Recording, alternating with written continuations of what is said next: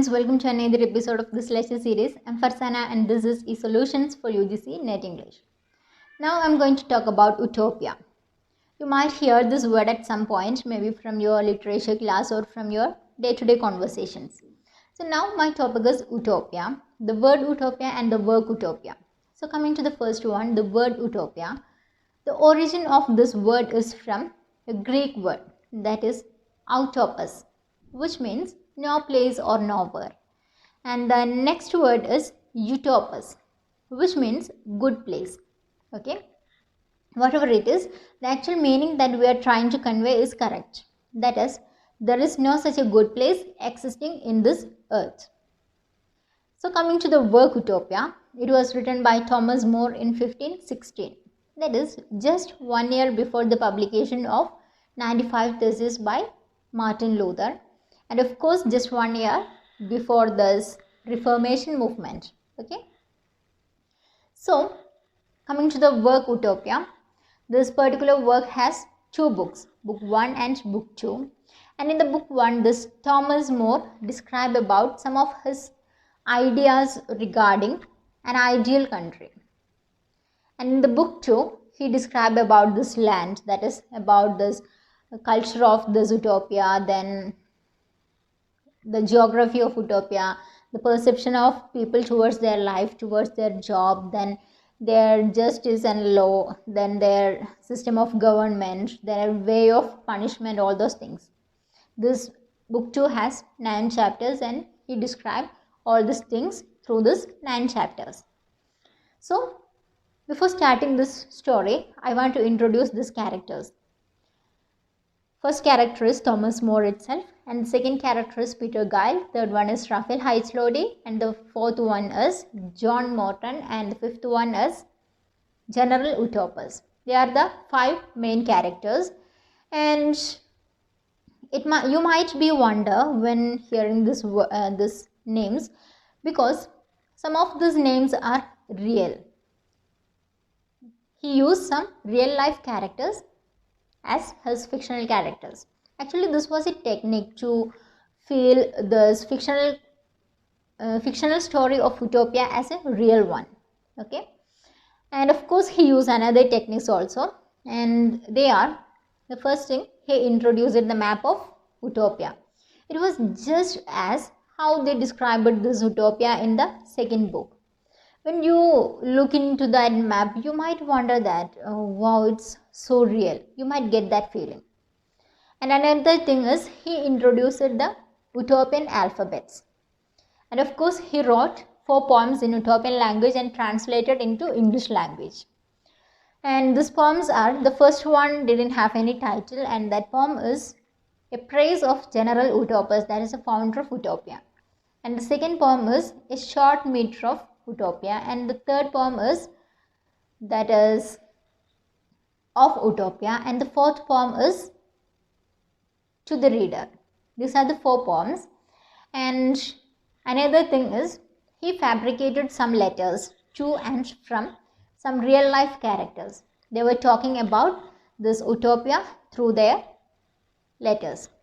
So these are the technique used by Thomas More in order to make his fictional work as a real one. So coming to the story, when this first book started, or when this first book begins, this Thomas More was traveling to Flanders. This Flanders is now Belgium, and he traveled to there in order to see his friend Peter Gile. And when he met him, he decided to spend some more time there because he was so comfortable with his friend. And during that time, he met with Raphael Heitzlode. This Raphael Heitzlode is a fictional character, and he was the friend of Peter Gile. And he was a traveler, and he accompanied Amerigo Vespucci in his journey to New World. From there, he found this utopia, the land of utopia, and he spent about 5 years in the land of utopia. During their conversation, he says that this punishment by death is unjustifiable, because the first thing is, the God didn't allow this, and the second thing is, it never helped this thief to understand how or why the common people and the government believes that this is a wrong thing. He never gets such a chance. And another thing is, this punishment by death may become a reason for the increasing rate of murder. So he says that the punishment by death is purely unjustifiable, and the punishment of utopian peoples was the exact example to how to punish someone. And this is the story of first book, and the second book he described about this land of Utopia in more detailed way. So coming to the second book, the first thing is this geography of Utopia. It was in a crescent shape. Actually, this Utopian island was not an island before. It was a peninsula, and General Utopus decided to cut off this island or cut off this land of Utopia from the mainland, and he built about 15-mile channel. Just think of that age. It was the time of Tudor dynasty, and building such a channel was nearly impossible at that time. And once he cut off this land, he made new rules and regulations for this country. And in Utopia, there is about 54 cities, and every cities are uniform in their appearance and in their culture. And every city is about 20 diameter. That is, every city has about 20 miles diameter. And when we look into their houses, they also in uniform appearance.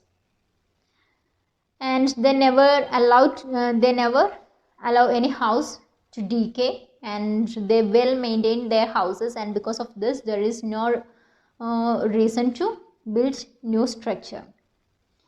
And one interesting thing is, they shifted their house in every 10 years by lot, and every house has a front door and a back door, and this door always keep unlocked because anyone can enter into any home. Just think that you are a citizen of Utopian land, and when you walking through this street, you might feel some tiredness and you want to take some rest. You can enter into the very next door. That's the condition of Utopia. And because of this sharing, that is, they share their houses, their land, their properties, everything. Because of this sharing, there is no need of any stealing. And they emphasized the importance of job. Every city has so many farms, and every man from the city sent to these farms by turn. Because of this reason, everyone have a share in city and rural life, and they have correct schedule for their jobs.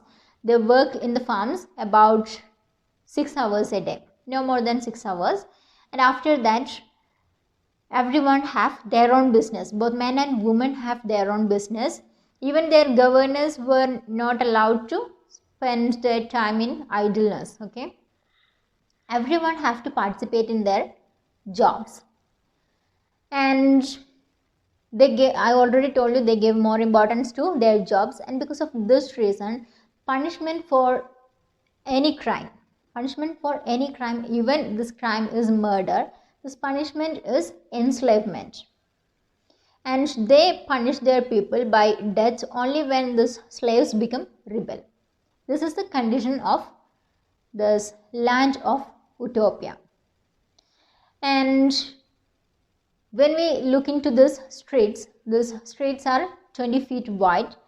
It's for their convenience to their carriages. They can carry all type of carriages through that way. And another thing is about iron and gold, that is about metals. They gave more value to iron than this silver and this gold. They never use silver and gold for special use. They use this in order to make the toys of their child, and of course they use this in order to make some pot chambers and for the fetters of this slaves. They use gold and silver for that. That is, the reason is they give more importance to their job, and this iron is helping them to do their jobs. Because of that, iron has more value than gold and silver. This is the condition. And the next thing is about their marriage. When a marriage was fixed, this bride and groom are presented to one another naked. This practice is to ensure that there is no deformities or no hidden issues in this man or in this bride and groom. And in the case of divorce, a man can get divorced only if he has the consent of his wife. Otherwise, they didn't allow this divorce. And if both this men and women are tired of their marriage, they can give mutual petition to the government, and this government will allow their divorce. And if they commit adultery, the punishment is, of course, this enslavement. And they never promote this sexual affairs before marriage, because they believe that if it is allowed in this country, then no one gets married. And of course, they are very strict about the population. There is no more than 6,000 people in a city. And there is a rule about this families, that is, every family must have more than 10 members, not more than 16 members. And this excess number of child were adopted out to the family with less number of child. This is a condition. And another thing is about this treatment of sick. They treat the sick people in every way. They do everything to cure them or to help to reduce their pain. And once they feel burden for themselves and other people, then they can encourage their death. And if they commit suicide without the consent of this priest and senate, their dead bodies will thrown into ditch. And then the next thing is about their marketplace. There is no payment system or no barter system. All families bring their fruit of their labor into the market, where the fathers of every family goes and they take what their family needs. And there is no payment system, no barter system. And if anything was excess there, they distribute it into every family. Because of this, there is no waste. This is actually a good system to follow. Then another thing is, I already told you there is no payment or no barter system. Because of that, there is no beggar or no ideal rich person. Everyone are same. And then another thing is about this meat. These meats are prepared by these butchers, and these butchers are always slaves. This common people never into this act of killing animal. And if they want to buy some meat, or if they want to get some meat, they have to go to some hall. There is some big halls are set there in order to buy this meat. And for this preparing, serving and eating this meats always have some rules. That is, the elder peoples or the adults have to eat first, then the younger adults, then child or children. This is the rule of that country. Actually, this work is a satire against this, that is a socio-political satire against the England. And of course, this is a philosophical work, but when we think of that age, we can see or we can understand that what is the condition of England during that time. There is, of course, beggars, then ideal rich people, and there is class discrimination there. And of course, they give more importance to this gold and silver and for this wealth and all those things. So through this work, Thomas More mocked at that country. He used this way of writing such a work for that. So this is about this work, Utopia. So thanks for watching. Bye.